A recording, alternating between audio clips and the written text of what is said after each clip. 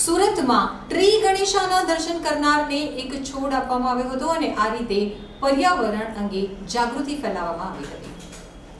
સુરતમાં દર વર્ષની જેમ આ વર્ષે પણ ગણપતિ મહોત્સવ દરમિયાન ટ્રી ગણેશા નામનું અનોખું પર્યાવરણ જાગૃતિ અભિયાન શરૂ કર્યું છે। આ અભિયાન દર વર્ષે 10 દિવસ સુધી ચાલે છે, જેમાં સુરતની વિવિધ શાળાઓ અને કોલેજોના 5000થી વધુ વિદ્યાર્થીઓ ભાગ લે છે અને તેમને પર્યાવરણ સેનાની બનાવવામાં આવે છે। આ વર્ષે ટ્રી ગણેશા અભિયાનની થીમ લેટ્સ ક્રિએટ અર્બન ફોરેસ્ટ્સ રાખવામાં આવી છે। આ થીમ દ્વારા વિદ્યાર્થીઓને શહેરમાં વધુ અને વધુ વૃક્ષો વાવવાની જરૂરિયાત અને તેના ફાયદાઓ વિશે જાગૃત કરવામાં આવે છે। આ અભિયાનમાં વિદ્યાર્થીઓને Satyagraha against pollution and climate change નામના અભિયાન સાથે જોડવામાં આવે છે અને પર્યાવરણ સંરક્ષણ માટે પ્રેરિત કરવામાં આવે છે।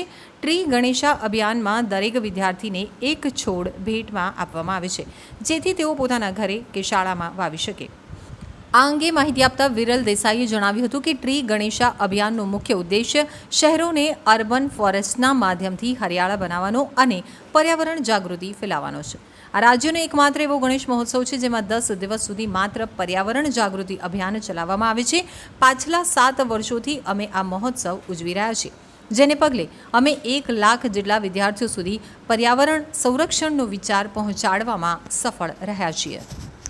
હરથી અમે કરીએ છીએ આ ટ્રી ગણેશા જે તમે પાછળ જોઈ શકો છો, અને અમારો પર્પઝ જે ટ્રી ગણેશા કરવાનો એકદમ ક્લિયર હતો કે આવનારી પેઢી એને નિસ્બત રહે, એને કન્સર્ન રહે કે એન્વાયરમેન્ટની આપણે જે શું જરૂર છે વૃક્ષોની, અને વૃક્ષમાં જ ગણપતિ બન્યા છે। ઘણી બધી સ્કૂલ્સ કોલેજીસના વિદ્યાર્થીઓ 2018થી આવતા ગયા અને ધીરે ધીરે દર વખતે થીમ ડિફરન્ટ થતી ગઈ। આ વખતે 2024ની જે થીમ છે એ અર્બન ફોરેસ્ટ એટલે શહેરી વનોની છે, અને શહેરમાં કેમ વનોની જરૂર છે, અને અમે એવા 7 વન બનાવ્યા છે જે સુરતને એની આજુબાજુના વિસ્તારમાં છે।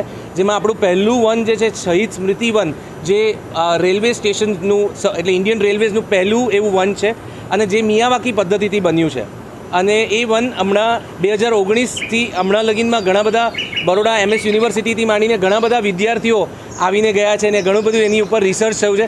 હમણાં જ SVNIT ની સંસ્થાએ એની ઉપર બહુ મોટું રિસર્ચ કર્યું છે। એમાં બહુ જ સરસ ફેક્ટ ફાઇન્ડિંગ્સ મળ્યા છે કે જેમાં એમ્બિયન્ટ એર, જેમાં PM2.5 PM10નું ઘટાડો થાય છે, ને ખાલી 2-3 કિલોમીટર જેમાં ઇન્ડસ્ટ્રીયલ વિસ્તારને એની વચ્ચે। તો અમે એવું વિચારીએ છીએ કે આવનારા સમયમાં અગર આ જાગૃતિ આપણા બાળકોમાં આવનારી પેઢીને એ નિસ્બત રહે તો સૌથી સારામાં સારું થશે। આ વખતે જે જનપ્રતિસાદ મળ્યો છે એ અભૂતપૂર્વ છે, કારણ કે હજુ ટ્રી ગણેશા એટલે ગણપતિના ફેસ્ટિવલ હજુ ચાલુ છે, અને મોર દેન 7000 કિડ્સ આ વખતે આવી ગયા છે, કોલેજ સ્કૂલના અને બીજા ઇન્સ્ટિટ્યુશન્સના। એમાં એન્જિનિયર્સ પણ છે, ડૉક્ટર્સના અમુક સ્ટુડન્ટ્સ છે, અમુક લોયર્સ છે, અમુક BComના સ્ટુડન્ટ્સ છે। એટલે આવી રીતના કરીને એને નાના બાળકો પણ, ભૂલકાઓ પણ આવ્યા છે, 6ઠી 7મી 8મી બીજા 3જા ધોરણના પણ।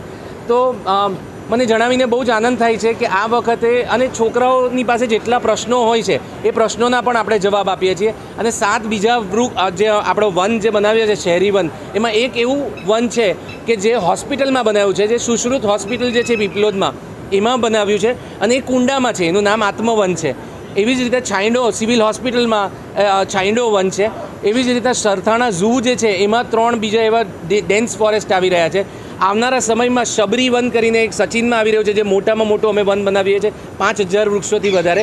અને કાપોદ્રા પોલીસ સ્ટેશનમાં પણ એક પોકેટ ફોરેસ્ટ બનવાનું છે આવનારા સમયમાં। તો એ બધાની માહિતી આપીએ છીએ।